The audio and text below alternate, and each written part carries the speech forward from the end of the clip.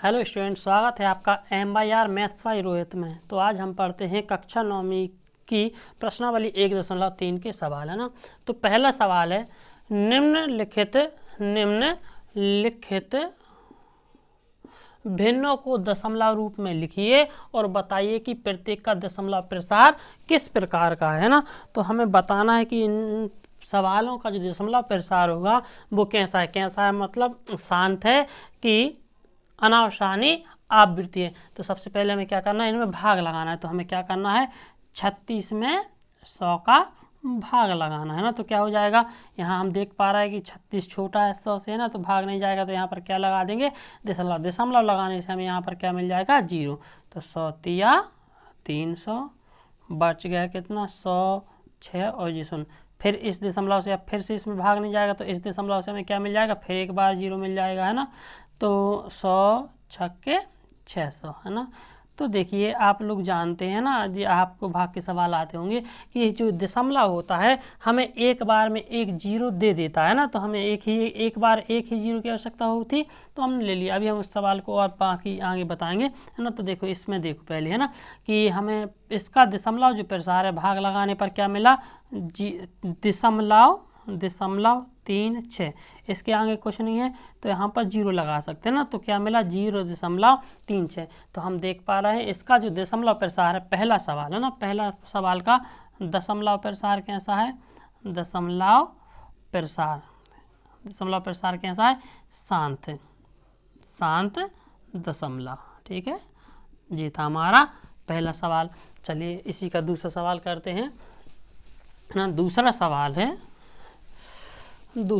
क्या है, 1/11 मतलब हमें 1 में किससे भाग लगाना है, 11 में। तो यहाँ पर देखिए, यहाँ पर 1 छोटा है 11 बड़ा है, तो इसमें 1 में भाग नहीं जाएगा। तो हम क्या लगा देंगे, यहाँ पर दशमलव लगाने से हमें क्या मिल जाएगा, 0 मिल जाएगा।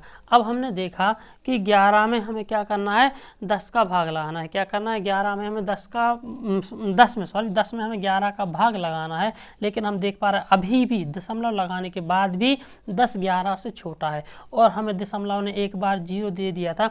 दशमलव क्या करता है कि एक बार में एक ही 0 देता है, लेकिन यदि आपको 2 0 की रिक्वायरमेंट होगी, आपको 2 0 की ज़रूरत है, तो आप क्या करना पड़ेगा, फिर यहाँ पर जो हमारा भागफल है उसमें एक 0 लगाएंगे यहाँ पर, वहाँ से हमें यहाँ पर एक 0 और मिल जाएगा है ना।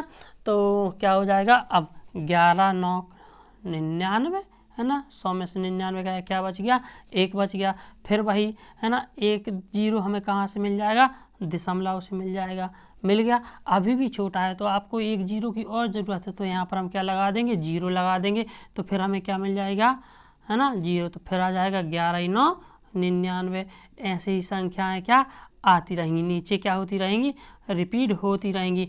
तो हमारा क्या आ जाएगा, उत्तर आ जाएगा 0। इसके इस साइड कुछ नहीं तो अपन लगा सकते हैं 0.0909 और ऐसे आते रहेंगे। तो इस देखो आप देख पा रहे हो कि इसका दशमलव जो प्रसार है वो शांत नहीं हुआ, क्योंकि दशमलव के बाद संख्याएं आती जाएंगी। दशमलव प्रसार शांत नहीं है। और लेकिन एक बात है कि दशमलव के बाद जो संख्या आ रही 0 आ रहा है, इसका मतलब दशमलव के बाद जो संख्या है वो रिपीट हो रही है। तो इसका दशमलव प्रसार कैसा होगा, दशमलव प्रसार होगा अनावसानी का मतलब होता है जिसका दशमलव प्रसार शांत ना हो, वहाँ पर क्या लिखते हैं, अनावसानी आवृत्ति। लेकिन अंकों की आवृत्ति का मतलब होता है बार बार वही अंक आना।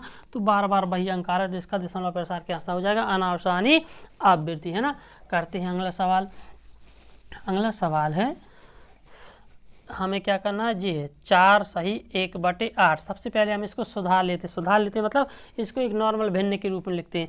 तो कैसे सुधारे जाते हैं, इन दोनों का गुणा होता है और जी प्लस होता है, मतलब 8 और 4 का गुणा होगा, जो कुछ आएगा उसमें 1 जोड़ देंगे है ना। और बटे में तो 8 है ही, तो क्या करेंगे इसको, 8 चौके 32 कैसे करेंगे, 8 चौके 32, 32 और 1 33, 33/8 क्या हो जाएगा, 33/8। अब इसमें हम भाग लगाएं किसमें, 33 में किसका भाग लगाना है, 8 का। तो लगा दो, 8 दूनी 16, 8 तिया 24, 8 चौके 32, बच गया कितना, 1 है ना। कितना बच गया, 1 दशमलव, 1 में भाग नहीं जाएगा तो दशमलव लगाएंगे, दशमलव से क्या हो जाएगा, 0 मिल जाएगा। क्या हो जाएगा अभी, 8 एकम 8, 10 में से 8 गया तो 2 दशमलव से पुनः 0, एक बार हमने क्या बताया, दशमलव एक बार में आपको एक 0 दे देता है। यदि मान लो उदाहरण के लिए, यदि यहाँ पर 20 है, 20 में भी 8 का नहीं जाता, मान लो 20 छोटी होती, तो फिर हम क्या करते कि दशमलव एक बार, अब दशमलव ने एक बार 0 दे दिया, फिर दशमलव 0 नहीं देता, अगर आपको फिर दोबारा 0 की रिक्वायरमेंट तो यहाँ पर 0 लगाना पड़ता,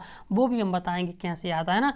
तो यहाँ पर देखिए 8 दूनी 16 है ना, बच गया कितना 4, और भाग नहीं जाएगा दशमलव, फिर एक बार 0 देगा, 8 पंजे 40 है ना। तो क्या बचा आपका शेषफल, कुछ नहीं बचा है, और दशमलव भी हमारा क्या हो गया, खत्म हो गया। अब दशमलव के बाद जो संख्या आएंगी वो नहीं आएंगी, तो इसका दशमलव प्रसार कैसा है, शांत दशमलव। इसका दशमलव जो है वो कैसा है, शांत दशमलव है। ठीक है, तो ये था हमारा क्या तीसरा सवाल। चौथा सवाल करते हैं, है ना। चौथा सवाल है हमारा क्या है, 3/13। 3/13 मतलब 3 में भाग लगाना है 13 का, तो भाग नहीं जाएगा तो क्या लगाएंगे, दशमलव, है ना।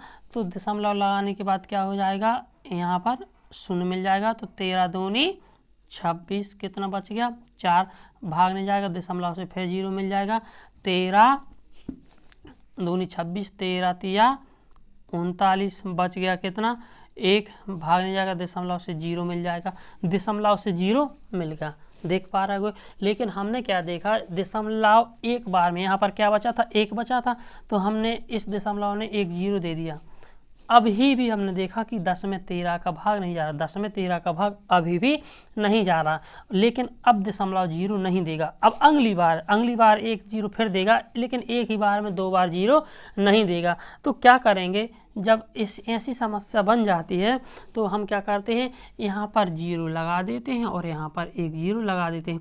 देखो आप लोगों के मन में सवाल उठ रहे होंगे कि सर ये 0 आता कहाँ से, तो देखो ये 0 ऐसे आता है। सुनो, जैसे हम क्या करते हैं, मान लो हमने ये मिटा दिया ना, मिटा दिया, हम क्या करते हैं कि 10 का दुनिया इतनी बार पढ़ो कि 13 का दुनिया इतनी बार पढ़ो कि आ जाए, या तो 10 आए या तो 10 से कम रहे। ऐसे करते हैं ना भाग के सवाल कि 13 का दुनिया हम इतनी बार पढ़ेंगे कि 13 का दुनिया इतनी बार पढ़ेंगे कि 10 आ जाए उसमें, या फिर 10 से कम रहे। तो हमने देखा कि यदि हम 13 का दुनिया एक बार भी पढ़ेंगे तो 13 आएगा, वो 10 से ज़्यादा हो जाएगा। तो क्या करते हैं, 13 शून्यम शून्य, 13 शून्यम शून्य। हमने 13 का दुनिया कितनी बार पढ़ा, 0 बार, तो 13 शून्यम शून्य, है ना। तो क्या हो गया, 10 में से 0 जाएगा तो क्या बच जाएंगे, 10 बच जाएंगे। और दशमलव एक बार पुनः 0 दे देगा, क्योंकि अगली बार आ गया ना, तो 1 0 कहाँ से मिल जाएगा, दशमलव से मिल जाएगा। ऐसे आता है, समझ पाए होगे, है ना। तो हम एक बार पुनः उसी चीज़ को समझा रहे हैं ना, फिर से समझा रहे हैं। देखो हमने क्या बताया कि हमने 13 में यहाँ पर हमारे पास क्या बचा, तो ऊपर चलो, हमने 40 में से क्या घटाया, 39, 13 तिया 39, 40 में से 39 है, 0 को 10 में से होगा 1 बचा, हासिल 1 जी खत्म ना, 40 में से 39 जाएगा, 1 बचेगा। अब हमने क्या देखा, दशमलव एक बार में क्या दे देता है, 1 0, दशमलव ने 1 0 दे दी, है ना, दशमलव ने 1 0 दिया, है ना। और दशमलव से भी कैसे आता है ना, तो यदि हम बात करते हैं कि दशमलव क्या होता है, यदि दशमलव हमने क्या सीखा था कि दशमलव एक बार में 1 0 दे देता है, दशमलव ने 1 0 दे दिया। हमने देखा कि 13 का भाग अभी भी नहीं जा रहा है ना। तो हमने क्या बताया था, क्या तो आप यहाँ पर 1 0 लगा दो, यहाँ पर 1 0 लगा दो, लेकिन वो कैसे आता है, हम फिर से वही चीज़ बता रहे हैं ना कि 13 का दुनिया हम इतनी बार पढ़ेंगे कि क्या हो जाए, 10 आ जाए या 10 से कम रहे। तो हम जानते हैं कि 13 का दुनिया यदि हम एक बार भी पढ़ेंगे तो वो 13 आ जाएगा, 13 एकम 13, वो 10 से ज़्यादा हो जाएगा। तो अपन क्या करते हैं, 13 का दुनिया 0 बार पढ़ दो, 13 शून्यम शून्य, 10 में से 0 गया, क्या बचा 10, और अगली बार आ गए ना तो जी 1 0 कौन दे देगा, दशमलव दे देगा, है ना। तो 13 नाम 13 सत्ते 91, है ना। 13 100 में से 91 जाएगा, कितना बच जाएगा हमारे पास, 9 बच जाएगा, दशमलव से फिर 0 मिल जाएगा, है ना। तो 13 का भाग लाएं, 13 छिंग 78, 13 छिंग 78 क्या आ जाएगा हमारे पास, 13 छिंग 78, है ना, 78 घटाएंगे तो क्या बच गया, 12 बच गया, है ना, 12 बच गया, दशमलव से फिर 0 मिल जाएगा, क्या हो गया 120 हो गया। तो 13 नामा क्या हो जाएगा, 17, 120 में से 117 जाएगा, क्या बच जाएगा 3, और फिर भागने जाएगा तो दशमलव से क्या मिल जाएगा 0। तो देखो हम फिर से 30 पर आ गए। इसका मतलब इसके बाद जो संख्याएं होंगी वो पुनः रिपीट होना स्टार्ट हो जाएंगी। इसके बाद 13 दूनी 26, फिर 4 है ना, तो यही संख्या आएंगी। तो इसका दशमलव प्रसार कैसा है, इसका दशमलव प्रसार जो हो जाएगा कि दशमलव प्रसार शांत नहीं हो रहा, इसके बाद और भी इसी प्रकार संख्याएं आती रहेंगी। तो इसका दशमलव प्रसार कैसा है, अनावसानी अनावसानी अनावसानी। लेकिन हम देख पा रहे हैं कि अंकों की पुनरावृत्ति हो रही है, इसके बाद पुनः जी संख्याएं लगी तो अनावसानी आवृत्ति। दशमलव प्रसार कैसा है, अनावसानी आवृत्ति दशमलव प्रसार है। समझ पाए होंगे। अगला सवाल करते हैं। क्या है सवाल हमारे पास, 2/11 मतलब 2 में भाग लगाना है, किससे 11 से, तो लगा देते हैं। सवाल है 2/11, तो 2 में 11 से तो दशमलव लगा देंगे, क्योंकि भाग नहीं जाएगा तो दशमलव लग जाएगा, क्या हो जाएगा 0। तो 11 एकम 11, 20 में से 11 गया, क्या हो जाएगा 1, दशमलव से 1 0 फिर मिल जाएगा। 11 अट्ठे 88 है ना, 90 में से 88 जाएंगे, 2 बच जाएंगे, दशमलव से फिर 0 मिल जाएगा। तो 11 एकम 11, फिर बच जाएगा 9, फिर भागने जाएगा तो ये 11 अट्ठे 88। तो आप देख पा रहे हो कि आप जी संख्या आती रहेंगी। तो इसका भी दशमलव प्रसार कैसा है, अनावसानी क्या आ रहा है 18 18 18 18 ना, तो जी इसका भी दशमलव प्रसार कैसा है, अनावसानी अनावसानी। अनावसानी का मतलब होता है जो रुके ना, है ना, मतलब दशमलव के बाद संख्याएं आती रहेंगी, लेकिन दशमलव की संख्या बाद जो संख्या है वो ज्यों की त्यों कुछ ना कुछ आती रहेंगी, 18 18 18 है ना, तो अनावसानी आवृत्ति। नेक्स्ट सवाल है अपना, है ना, तो ये भी हो गया। अगला सवाल है क्या, 329/400। तो क्या करना है, 329 में भाग लगाना है 400 का। आप देख पा रहे हो कि 400 बड़ी संख्या है ना, तो हम क्या करेंगे, यहाँ पर दशमलव लगाएंगे, उस समय क्या मिल जाएगा 0।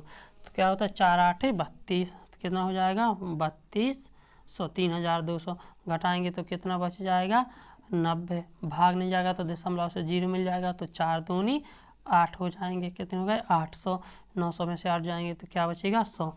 अब फिर भाग नहीं जाएगा तो दशमलव से फिर 1 0 मिल जाएगा।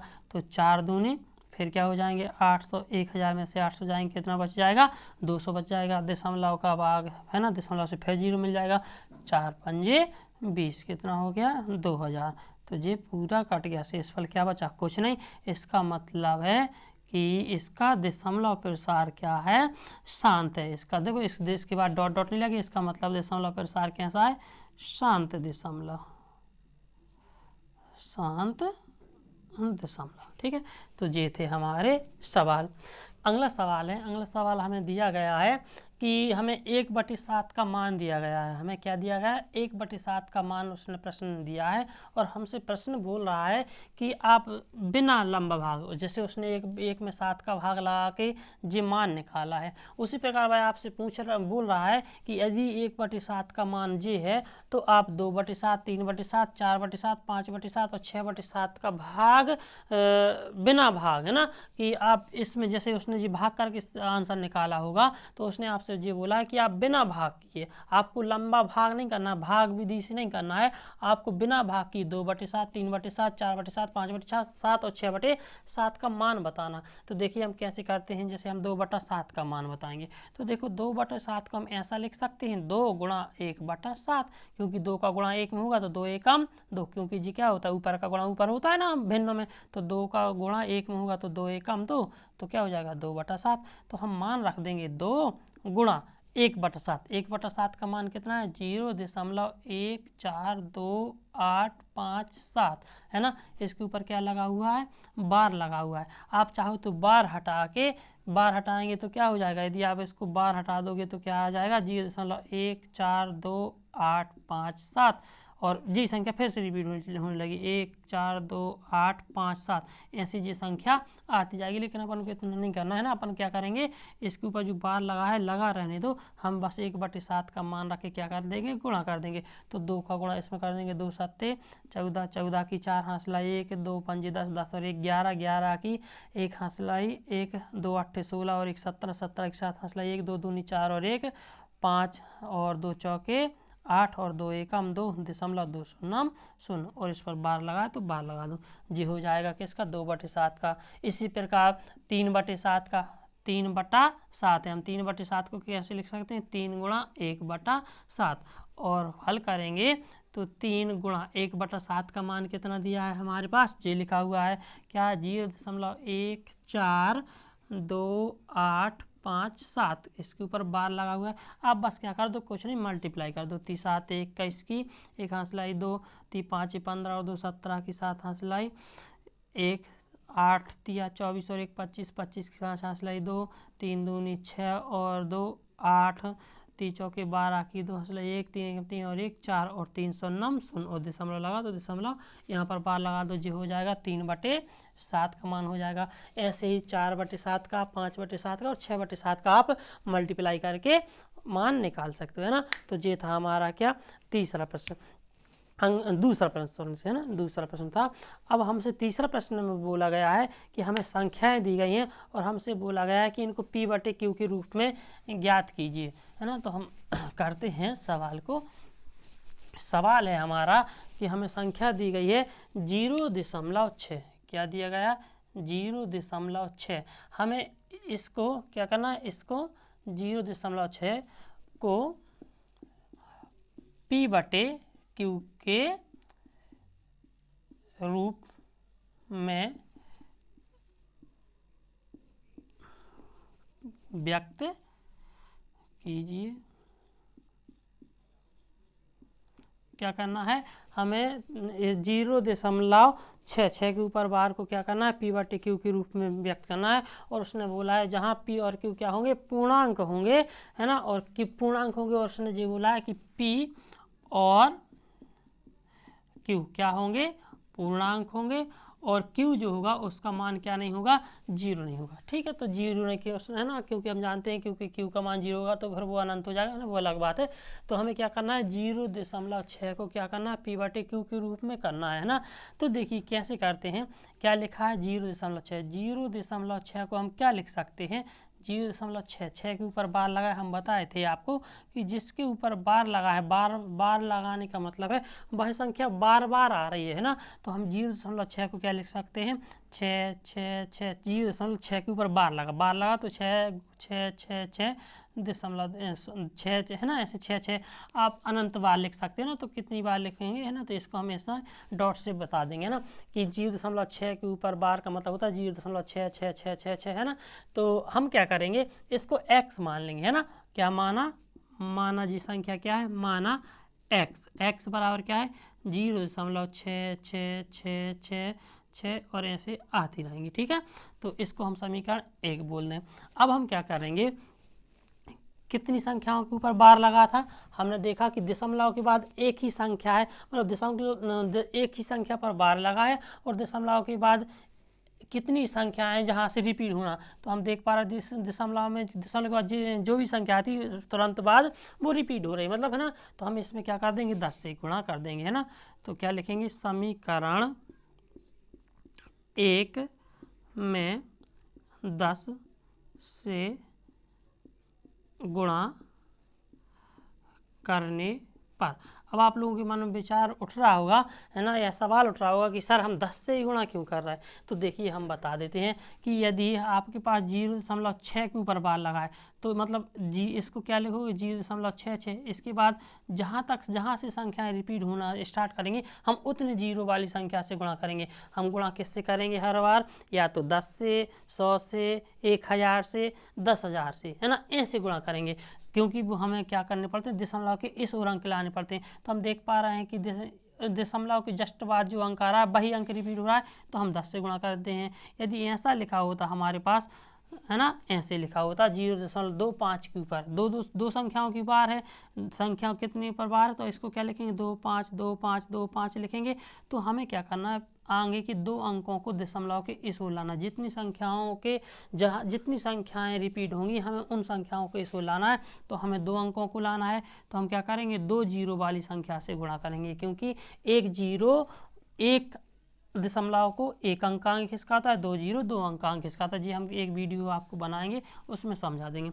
तो हम इसमें 10 से गुणा करेंगे, तो इसमें 10 से गुणा हुआ तो क्या हो गया इस साइड भी 10 से गुणा होगा, है ना। 10 का गुणा किस में होगा, x में भी होगा, और 10 का गुणा यहाँ भी होगा, 10 का गुणा होगा 0.66666 डॉट डॉट डॉट ऐसे आते रहेंगे ना। तो 10 का x में गुणा हुआ तो क्या आ गया 10x, और यहाँ पर 10 का गुणा होगा। तो हमने बताया है ना कि 10 से गुणा करने से क्या होता है, कुछ नहीं, एक जीरो वाली संख्या से गुणा करने पर दशमलव एक अंक आगे खिसक जाता है। आप 10 का इसमें गुणा करोगे तो उत्तर जी रहेगा, सिर्फ जो दशमलव यहाँ लगा है एक अंक इस ओर आगे खिसक जाएगा, तो दशमलव कहाँ जाएगा, यहाँ। तो क्या जाएगा 6.666 आप लिख सकते हो। आप चाहो तो इसको लगा के देख लेना, है ना। इतने आगे जी हो जाएगा समीकरण 2। अब हम क्या करेंगे, समीकरण 2 में से समीकरण 1 को घटा देंगे। समीकरण 2 में से समीकरण 1 को घटाने पर, तो समीकरण 2 में से 1 को घटा दे रहा। समीकरण 2 क्या है, 10x बराबर 6.666 कितनी भी बार लिख लो, और जी क्या है x बराबर 0.6666 डॉट डॉट डॉट लिख लो ना। कितनी बार घटा देंगे तो 6 में से 6 गया 0, 6 में से 6 गया 0, 6 में से 6 गया 0, 6 में से 6 गया 0, 6 में से 0 गया तो क्या बचेगा 6 बचेगा, है ना। और 10x में से 1x जाएगा तो कितना बचेगा 9x बचेगा बराबर 6। और दशमलव के बाद जो जीरो होते हैं इनका कोई मतलब नहीं होता, तो आप इसको लिख सकते हो 9x बराबर 6। तो जी 9 गुणा में उस साइड जाएगा तो भाग में 9x बराबर 6/9। आप चाहो तो इसमें भाग लगा दो, तो 3 दूनी 6 और 3 तिरका 9, 3 से कट जाएंगे तो x बराबर हमारे पास उत्तर क्या आ जाएगा 2/3। तो उसने क्या बोला था, हमने x किसको माना था, हमने x माना था इसको, या हम जे भी बोल सकते हैं jx था, है ना। तो x को क्या था, तो हमने 0.6 के ऊपर बार को किस में लिख दिया 2/3 में लिख दिया। तो हमें p/q के रूप में लिखना था, तो ये आ गई हमारी p/q के रूप की संख्या, है ना। तो इसको हम इस सवाल ऐसे सवालों को हम ऐसे करेंगे, ठीक है। तो देखिए प्रश्न तीसरे का दूसरा सवाल है 0.47 7 के ऊपर बार सिर्फ किस पर लगा है 7 पर, मतलब रिपीट कौन सा अंक होगा 7, है ना। तो इसको हम ऐसा लिख सकते हैं, है ना। इस अंक इसको हम क्या मान लें x मान लें। मान लो x बराबर क्या है 0.47 के ऊपर बार, है ना। इसका मतलब x बराबर हो जाएगा 0.4 बार किस पर है केवल 7 पर, इसका मतलब 7 7 7 रिपीट होगा डॉट डॉट डॉट, है ना। इसको बोल दें समीकरण 1। अब देखिए इसमें हमें क्या करना है, गुणा करना है। किससे गुणा करेंगे, हमें ऐसी संख्या का गुणा करना है कि दशमलव के बाद इसमें और इसमें संख्याएं कैसी रहें, समान रहें, है ना। इसमें मतलब जो हम गुणा करने के बाद इसमें और जो गुणा करने के बाद उसमें दशमलव के बाद संख्याएं होंगी कैसी रहें, समान रहें। तो देखो ये था हमारा क्या 0.4777। यदि हम उसमें क्या करें 10 से गुणा कर दें दोनों साइड, हम क्या करते हैं समीकरण 1 में 10 से गुणा करने पर, समीकरण 1 में क्या करते हैं हम 10 से गुणा कर दें, है ना। तो यदि हम 10 से गुणा करेंगे तो क्या हो जाएगा, यहाँ पर 10x बराबर यहाँ पर होगा 10 का गुणा, तो 10 का गुणा करने से दशमलव क्या होगा एक अंक आगे खिसकेगा, तो कहाँ जाएगा 4.777 डॉट डॉट डॉट ऐसे आते रहेंगे। ये हमारा क्या समीकरण 2। अब क्या करते हैं समीकरण 2 में से समीकरण 1 को घटाने पर क्या आ जाएगा 10x बराबर 4.7777। इसमें से क्या घटाना है x बराबर 0.4777, है ना। तो घटाएंगे तो क्या आ जाएगा 7 में से 7 गया 0, 7 में 7 गया 0, 7 में 7 गया 0, 7 में से क्या घटा दें हम 7 में से घटा दें कितना 4, है ना। तो 7 में से 4 जाएगा तो कितना बच जाएगा 3 बच जाएगा, दशमलव में से दशमलव के नीचे दशमलव है ना, तो ये आ गया 4। तो 10x में से 1x गया है तो कितना बच जाएगा हमारे पास 9x। तो 9x बराबर क्या हो जाएगा 9x बराबर 4.3।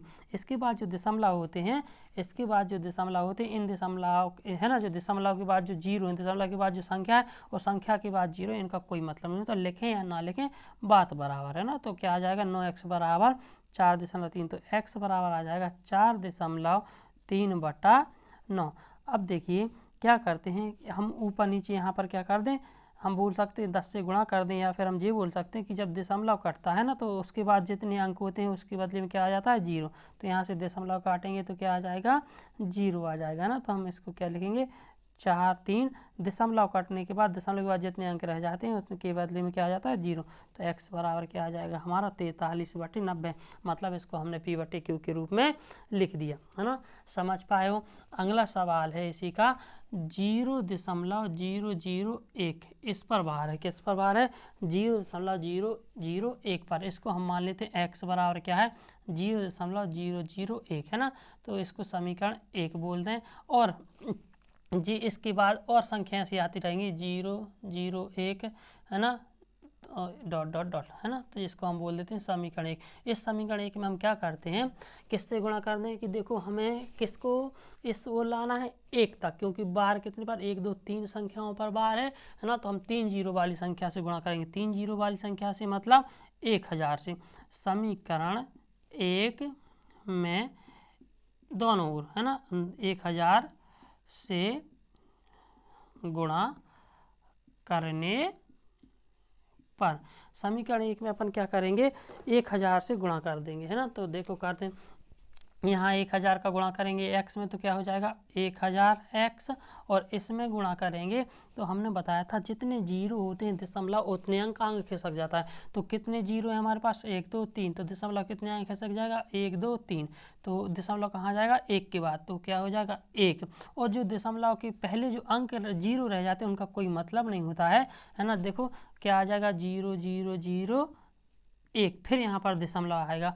तो दशमलव के पहले जो जीरो होते हैं इनका कोई मतलब नहीं है ना। तो इनको अलग कर देंगे तो क्या आ जाएगा 1, दशमलव आ जाएगा यहाँ क्या बचेगा 0 0 1 0 0 1, ऐसे आते जाएंगे। ये हमारा क्या समीकरण 2। अब क्या करेंगे समीकरण 2 में से समीकरण 1 घटाने पर। समीकरण 2 में से 1 को घटा देंगे क्या है 1000x बराबर 1.001, और ऐसे ही आते रहेंगे 0 0 1 डॉट डॉट डॉट।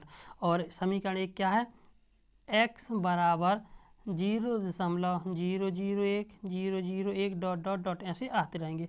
तो क्या होगा 1000x में से 1x जाएगा कितना बचेगा 999x, और यहाँ पर क्या बचेगा 1 में से 1 गया 0 0 0, 1 में से 1 गया 0 है ना, 0 में से 0 गया 0 में से 0 गया 1 में से 0 गया तो 1 दशमलव। और हम जानते हैं दशमलव के बाद 0 का कोई मतलब नहीं होता है। तो क्या हो जाएगा 999x बराबर 1, और जी 999 इस हो जाएंगे तो कैसे आ जाएंगे बटे में 1/999। तो जी हो गया हमारा क्या p/q के रूप का बन गया 1/999। समझ पाए हो है ना। तो इस प्रकार जी हमारे तीसरा के सवाल हो गए है ना। बाकी के हमारे चौथा 5वां से लेकर 9वां तक सवाल बचे हुए हैं, तो इनको हम अगली वीडियो में पढ़ते हैं है ना। और आपको कोई भी समस्या हो तो कमेंट बॉक्स में कमेंट करें, हम आपको इसका सॉल्यूशन देंगे है ना। Thank you.